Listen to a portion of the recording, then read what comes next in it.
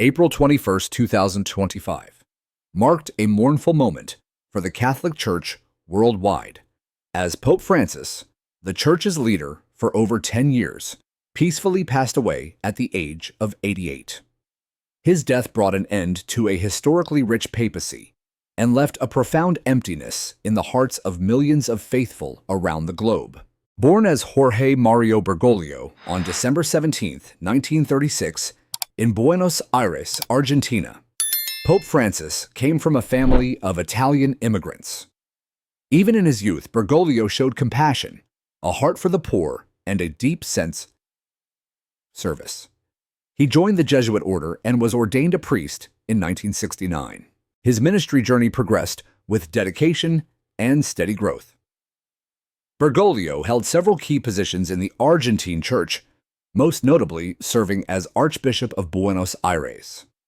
Yet, it was his modest lifestyle, heartfelt preaching, and deep concern for the marginalized that earned him admiration far beyond the Catholic community. On March 13, 2013, Jorge Mario Bergoglio was elected the 266th Pope, succeeding St. Peter.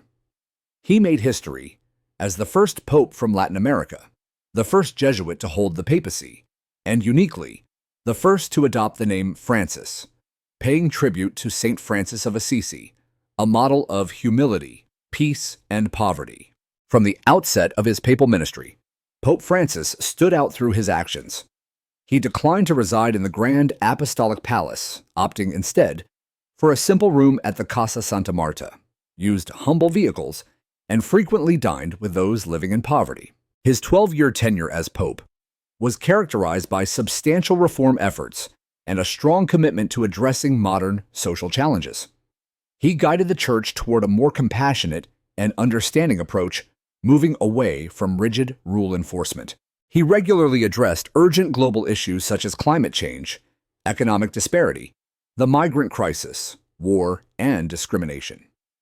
In his 2015 encyclical, Laudato Si', he urged the world to care for our common home, a visionary appeal in the face of climate change.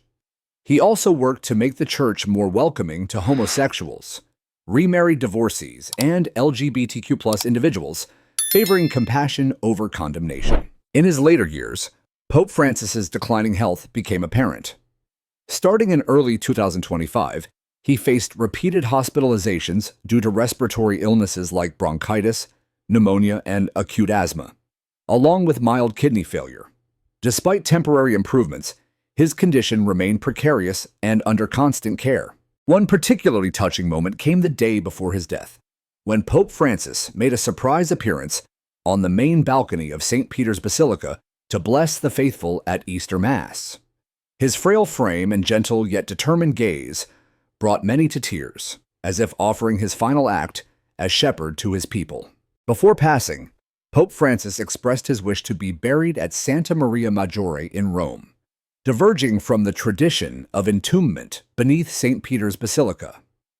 Santa Maria Maggiore, one of the Church's 4 major basilicas, had long been his place of prayer, especially before and after his travels.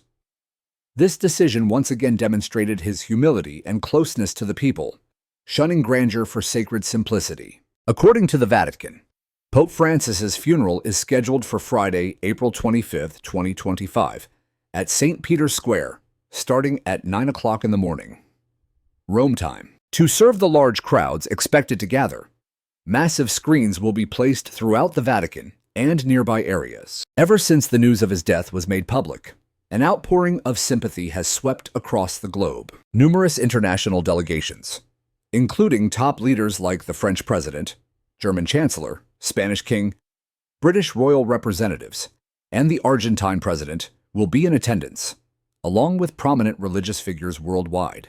From April 22nd to 24, between 7 a.m. and 7 p.m., the Vatican will allow believers to visit Pope Francis's remains at St. Peter's Basilica, where more than 1 million visitors are expected to gather in prayer, grief, and devotion. The dignified nature of the funeral, paired with heartfelt grief from across the globe, served not just as a final goodbye to a pope, but as an expression of gratitude to a Sacred Father, a champion of the poor, and a beacon of justice in a chaotic world.